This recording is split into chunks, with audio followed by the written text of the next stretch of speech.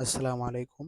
আজকে আমরা ৪-৫ জন মিলে ঘোরার উদ্দেশ্যে বের হয়েছি এবং আমরা অনেক মজা করছি এবং আমরা উম যখন ঘুরতে যাই এবং পরে আসলে শীত আসার যে আগে যেসব কাজ করা হয় তার ভিতরে এই যে আপনারা দেখছেন খেজুর গাছ, এইগুলা গাছি মামা সুন্দরভাবে ঝরে।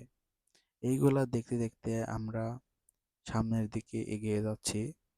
এই খেজুর গাছের রস শীতের দিনে মানুষ পর্যাপ্ত পরিমাণে খায় এবং এই রস থেকেই তৈরি হয় সুস্বাদু গুড়। আপনারা দেখছেন শীতের আমেজ কিন্তু শুরু হয়ে গেছে। খুব তাড়াতাড়ি শীত চলে আসবে ইনশাল্লাহ। আমরা অনেক মজা করছি এবং আমরা বেড়াচ্ছি। প্রকৃতির যে সৌন্দর্য এটা উপভোগ করার জন্য আমরা আরকি